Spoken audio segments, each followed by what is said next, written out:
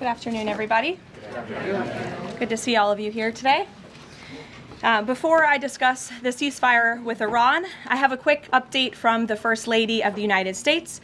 Yesterday marked the very first conviction under the Take It Down Act, landmark legislation that First Lady Melania Trump played an instrumental role in getting passed, that protects victims from non-consensual AI-generated sexually explicit images, cyber stalking, and threats of violence. This is a huge achievement for the First Lady, and I know the President is very proud of his wife's efforts in getting this critical legislation passed to protect America's youth. So we thank the First Lady for her efforts, and we hope that others will report on this historic conviction yesterday. With respect to the two-week ceasefire announced by President Trump last night, this is a victory for the United States of America that the President and our incredible military made happen. From the very beginning of Operation Epic Fury, President Trump stated this would be a 4 to 6 week military operation to dismantle the military threat posed by the radical Islamic Iranian regime.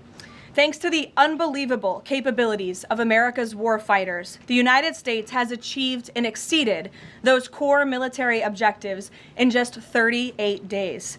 The U.S. military destroyed Iran's defense industrial base, crushing the regime's ability to manufacture weapons that they and their proxies use to maim and kill Americans and terrorize the world. Iran's ability to build and stockpile ballistic missiles and long-range drones has also been set back by years compared to where it was 6 weeks ago prior to the launch of Operation Epic Fury. We destroyed the vast majority of Iran's ballistic missiles, launcher vehicles, and long-range attack drones through more than 450 strikes on ballistic missiles and approximately 800 strikes on Iran's drone launching units and storage facilities. In total, more than 13,000 targets across Iran were struck. Again, this is in the matter of just 38 days. Meanwhile, the Iranian Navy was completely annihilated. The United States destroyed more than 150 naval vessels in total, including 16 entire classes of Iranian warships. Despite once being the largest undersea force in the Middle East, Iran now has 0 submarine vessels. 97% of Iran's once massive inventory of more than 5,000 naval mines has also been targeted and destroyed. Iran's air forces are functionally and operationally irrelevant at this point, after the United States maintained total air dominance over their country for weeks on end. To underscore the significance of this, before Operation Epic Fury, the Iranian Air Force would fly between 30 to 100 flights per day.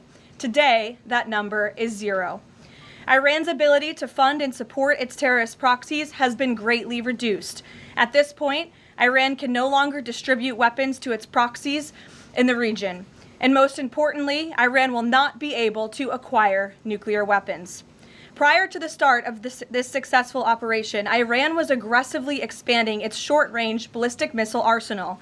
Through these weapons and its navy, Iran was attempting to build a military buildup around their country that would pose an imminent and existential threat to the United States military assets in the Middle East, our allies in the region, and ultimately the free world.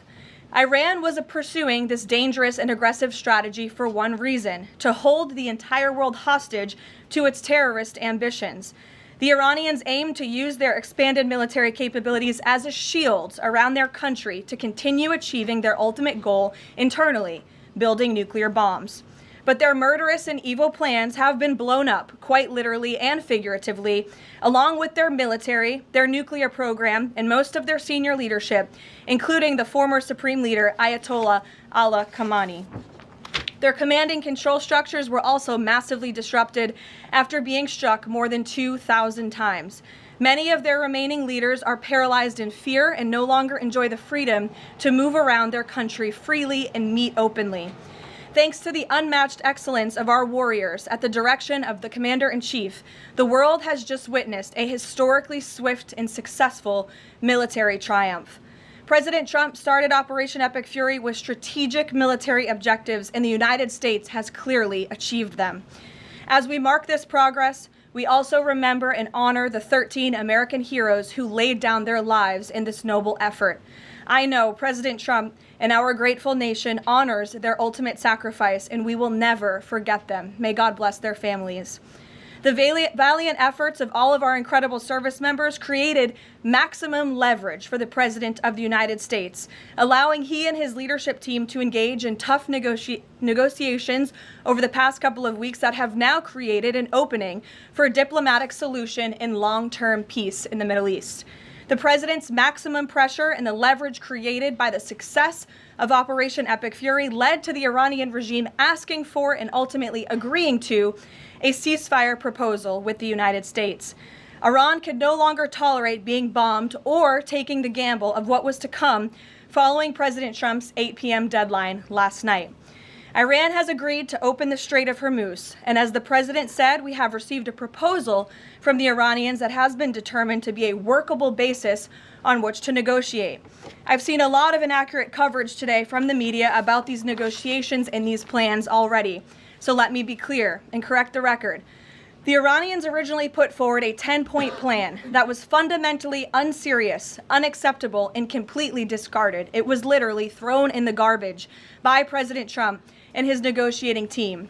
Many outlets in this room have falsely reported on that plan as being acceptable to the United States, and that is false. With the President's deadline fast approaching and the United States military completely decimating Iran with each passing hour, the regime acknowledged reality to the negotiating team. They put forward a more reasonable and entirely different and condensed plan to the President and his team. President Trump and the team determined the new modified plan was a workable basis on which to negotiate and to align it with our own 15-point proposal. The President's red lines, namely the end of Iranian enrichment in Iran, have not changed. And the idea that President Trump would ever accept an Iranian wish list as a deal is completely absurd. The President will only make a deal that serves in the best interests of the United States of America, and he as a negotiating team will focus on this effort over the next 2 weeks, so long as the Strait of Hormuz remains open with no limitations or delays. These extraordinarily sensitive and complex negotiations will take place behind closed doors over the course of the next 2 weeks. I would strongly advise the media against running with narratives that have no basis in fact. What Iran says publicly or feeds to all of you in the press is much different than what they communicate to the United States, the President, and his team privately. Never underestimate President Trump's ability to successfully advance America's interests and broker peace. President Trump has a proven track record of achieving good deals on behalf of the United States and the American people, and he will only accept one that puts America first. With that, I will take your questions today. I'm sure you have a lot of them. In our new media seat, we have Shane Harris with the AMAC Newsline. Shane, thank you for being here. Why don't you kick us off? Yeah, thanks for having me, Caroline. 2 questions for you. First, following the President's announcement of the ceasefire, if this is indeed the end of hostilities in Iran, what is the President's message to the American people about what was achieved for our country through Operation Epic Fury? Sure. I think I just laid out a significant portion of that in my opening remarks. 6 weeks ago, the President looked the American people in the eye directly, and he told them that he launched this operation to take out the imminent threat that was posed by Iran. And that threat has now been greatly destroyed. Their Navy, their missiles, their defense industrial base, and their desire and their plan to build a nuclear bomb inside their country is no longer going to be allowed, can no longer happen, thanks to the remarkable success of Operation Epic Fury over the course of the last 38 days. That has been absolutely achieved, and now we're moving into the next phase of this, which is a negotiating period to put some fine points on this and to hopefully broker an agreement that can achieve long-term peace in the Middle East. Yeah, and then second, what is the President's message to American seniors who have a much higher voter participation rate and they're likely to be a key swing vote in the midterm elections? Well, the President loves our seniors across the country, and as you know, the President signed the One Big Beautiful Bill, the Working Families Tax Cut last year, which greatly reduced taxes on Social Security for our seniors. In fact, thanks to the Working Families Tax Cut, nearly 90% of seniors will no longer pay tax on their Social Security. That's a huge win for our seniors and also for our middle class and working families across the country with the no tax on tips provision and the no tax on overtime. Next week is tax week. You'll hear a lot from the President about how his policies have benefited the American people, and I'm proud to report that the President will be traveling next week to the great states of Nevada and Arizona to tout this historic accomplishment over the course of the next week. Thank you for being here, Shane. Gabe. Thank you, Caroline. Iranian state media is saying that Iran has now closed off the Strait of Hormuz today in response to Israeli attacks on Lebanon. What's the White House response to that? And you just listed many military successes. I understand that. But strategically, how is the administration arguing that Iran does not have more economic leverage than it did before the start of the war? Sure. Well, with respect to the first reporting out of Iranian state media, the president was made aware of those reports before I came to the podium. That is completely unacceptable. And again, this is a case of what they're saying publicly is different privately. We have seen an uptick of traffic in the Strait today, and I will reiterate the president's expectation and demand that the Strait of Hormuz is reopened immediately, quickly, and safely. That is his expectation. It has been relayed to him privately that is what's taking place, and these reports publicly are false. Caroline, the president yesterday threatened that a whole civilization would die if a ceasefire deal wasn't reached, understanding that Iranian leaders have previously said death to America. But why is it appropriate for the president of the United States to use that kind of language when talking about civilian targets? And was the president mocking Islam by signing off his True Social post over the weekend, praise be to Allah? Wouldn't that antagonize Muslim allies across the world? Well, I understand the questions about the president's rhetoric, but what the president cares most about is results. And in fact, his very tough rhetoric and his tough negotiating style is what has led to the result that you are all witnessing today. Iran publicly acknowledging last night that they have agreed or that they wanted this ceasefire with the United States because they no longer could tolerate being bombed by our very powerful and lethal military, and that they have committed to the reopening of the Strait of Hormuz, which the president will hold them accountable for, and it's something the administration is closely monitoring in real time. So, Danny. Should the world not take his word seriously? The world should take his word very seriously in understanding that the president is always most interested in results. And it was the Iranians who backed down, not President Trump. He said that they would face very grave consequences, as you just laid out, by the 8 p.m. deadline if they did not agree to reopening the Strait of Hormuz. And what did they do last night? They agreed to reopen the Strait of Hormuz. Danny. Thanks, Caroline. Would President Trump like to see Lebanon included in this peace deal? Because as you know, there have been increased Israeli strikes on Lebanon today with dozens of casualties there. Sure. Lebanon is not part of the ceasefire. That has been relayed to all parties involved in the ceasefire. As you know, Prime Minister Netanyahu put out a statement last night in support of the ceasefire, in support of the United States' efforts, and he's also assured the president they'll continue to be a helpful partner throughout the course of the next 2 weeks. Is there any thought, though, that the president might like to see Lebanon included at a future date, given that it seems to be causing or potentially undermining the Iran ceasefire? Again, this will continue to be discussed, I am sure, between the president and Prime Minister Netanyahu, the United States and Israel, and all of the parties involved. But at this point in time, they're not included in a ceasefire deal. Jeff. Thank you. Caroline, will the U.S. take part in talks with Iran in Islamabad on Friday? I can announce that the president is dispatching his negotiating team, led by the Vice President of the United States, J.D. Vance, Special Envoy Witkoff, and Mr. Kushner to Islamabad for talks this weekend. The first round of those talks will take place on Saturday morning local time, and we look forward to those in-person meetings. What role does the president see for the U.S. in monitoring or helping with the Strait of Hormuz going forward? I think the president commented on that this morning. We're going to continue to monitor it very, very closely. We will be helpful in any way that we can, but we fully expect Iran to do this, and the president has made that quite clear as well. It's, again, as his statement said last night, this ceasefire is subject to the safe reopening of the Strait of Hormuz. Again, this was just determined last night. We understand things take time, but that's the president's expectation, and he will hold everyone to it. Sure, in the green blazer. Thank you, Caroline. Sure, and then in front of you. But Andrew, you can go ahead. All right. You're not wearing a green blazer. You can... I am actually wearing a green blazer. It's a little brown to me, but go ahead. Fair enough. Regarding the president's rhetoric, when the U.S. invaded Iraq in 2003, George W. Bush said in a message to the Iraqi people that the military campaign was directed, quote, against the lawless men who rule your country and not against you. Yesterday, the president threatened to destroy Iran's civilization, the entire civilization.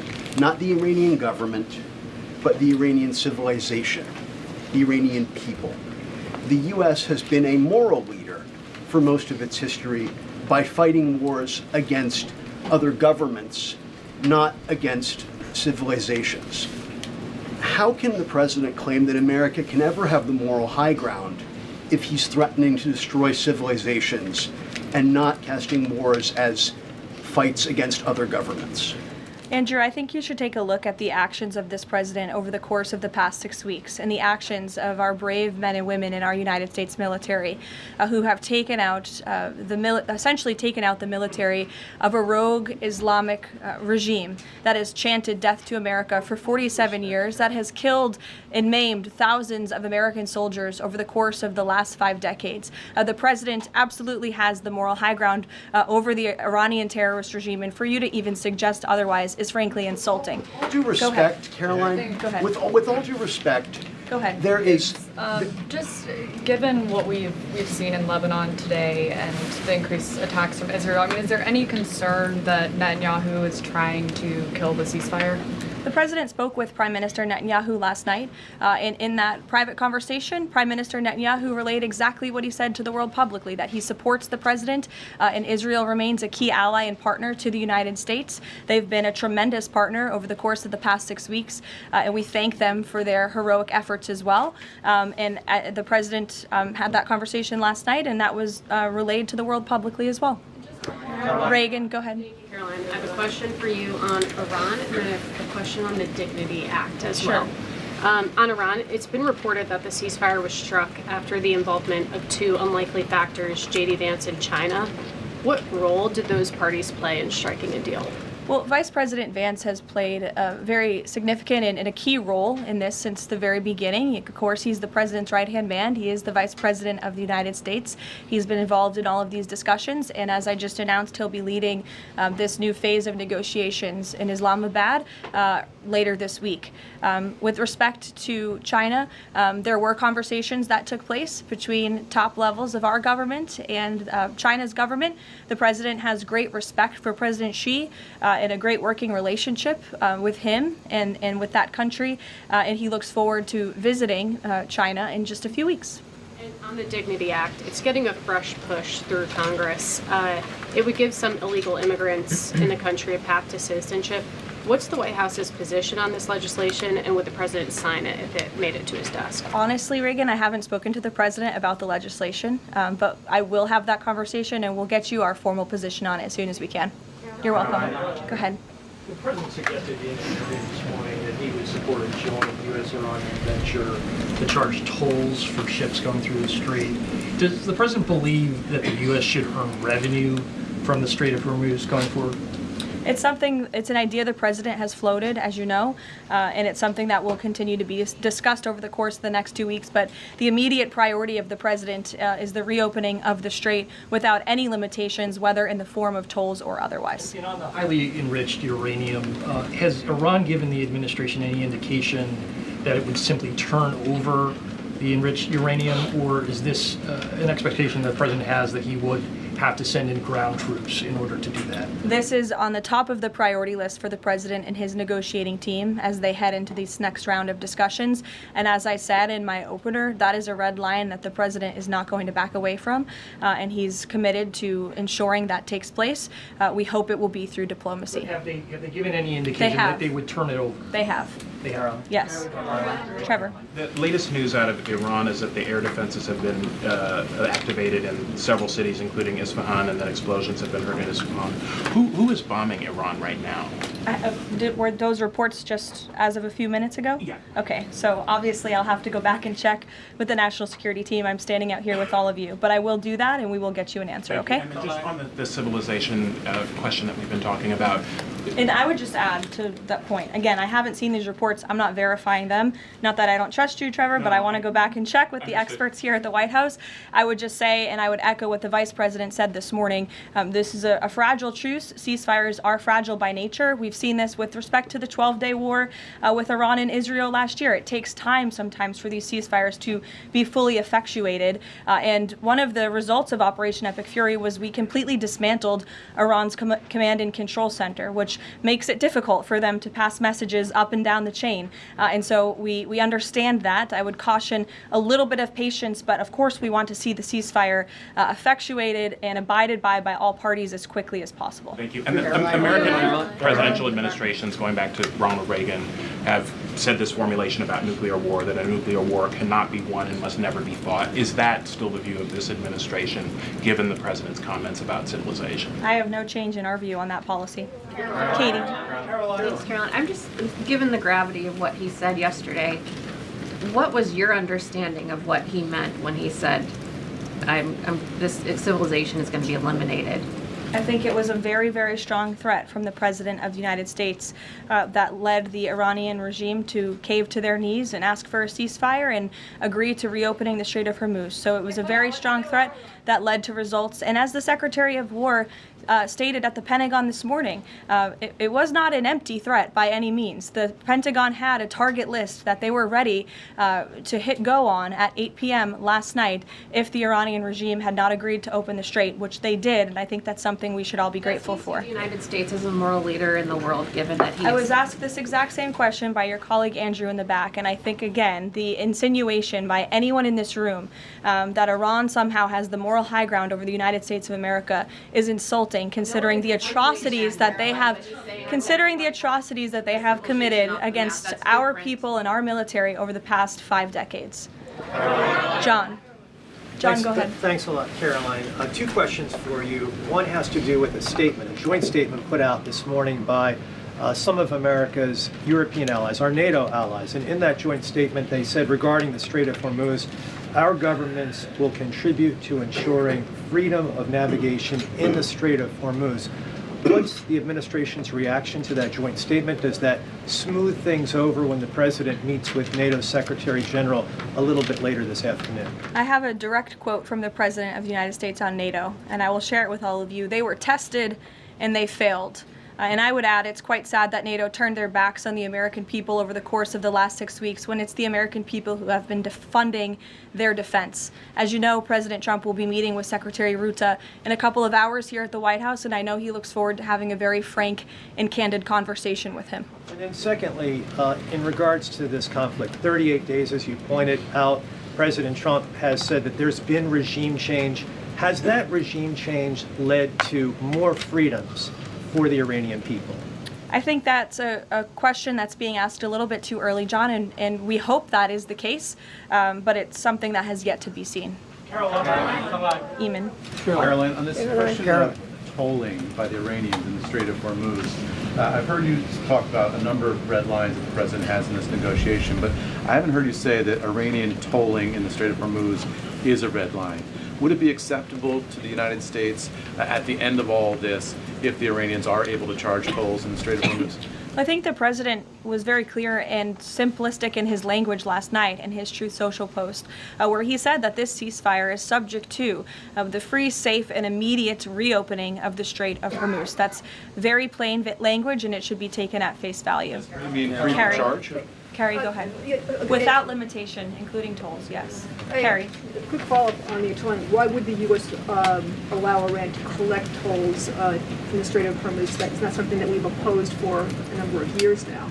Again, that's not something we've said that we've definitively accepted. The joint venture is something that was proposed by the president, but he was very clear in his statement last night. He wants to see the strait reopened immediately without limitation, and that's something we're going to hold them to. Yes, second question.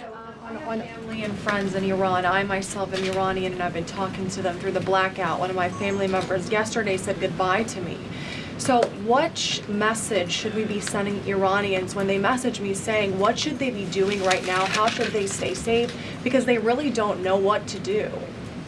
I think the president's main priority, and my main priority as his spokeswoman is to make sure that clear messages are sent to the American people, of course, which is my job today. With respect to the Iranian people, the president, has taken out the imminent threat that was posed by their military to the United States, to our allies in the region, to our forces in the region, and of course, as the president has long said, he hopes that Iran will be a country of peace, of prosperity, and we're moving into this next round of negotiations to hopefully come to an agreement with this new regime that will create long-term stability in the Middle East. He has said that they should stay inside of their homes and also take back their country. So there's a contradiction there. So how do you address that? Again, we're moving into this next round of negotiations with the remnants of the regime and those that we are speaking with now to hopefully reach a place of peace long-term for the region, and that includes the Iranian people as well. In the blue, go ahead. Thank you, Caroline. The White House posted the statement from the Iranian government that passage in the Strait will be coordinated with Iran's armed forces. As of today, who controls the Strait of Hormuz? Again, these statements were put out 12 hours ago. We expect that the Strait will be opened immediately. As I've said earlier, we have seen an uptick in traffic in the Strait, and it's something that we are monitoring minute by minute, hour by hour as the days go on. Who controls the Strait right now? One on the deportations of Iranian officials, and then on the negotiations. Are there still security concerns about Vice President Vance being part of these peace talks, Steve Witkoff, Jared Kushner? And then two, given the ongoing deportation of General Soleimani's niece, does the Trump administration plan to deport more relatives or people in the families of Iranian officials that are in the U.S.? Certainly, anyone who is here fraudulently. I understand one of the individuals who their visa was revoked by Secretary Rubio and they were deported by ICE. They had a fraudulent asylum claim. That's against the laws of the United States. So anyone who is here illegally or fraudulently is subject to our nation's immigration laws and will be removed from our country. And I know this continues to be a top priority for the State Department, working in conjunction with the Department of Homeland Security. With respect to the safety of the Vice President, we fully trust the United States Secret Service to do their job, to keep the Vice President and the President's negotiating team safe. They do a tremendous job, and we fully trust them to do that. Caroline. In the back, go ahead. Thank you, Caroline. The President said Cuba is next. What's the message to the American people regarding Cuba, and what can Cubans expect in relation to this statement?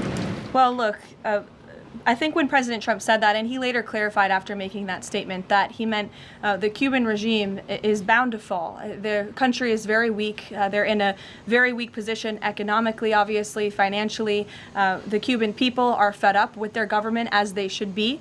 And these talks and discussions continue to happen at the highest level of our government. I don't have any updates or announcements for you with respect to Cuba policy today. Good to see you. Thank you, Caroline.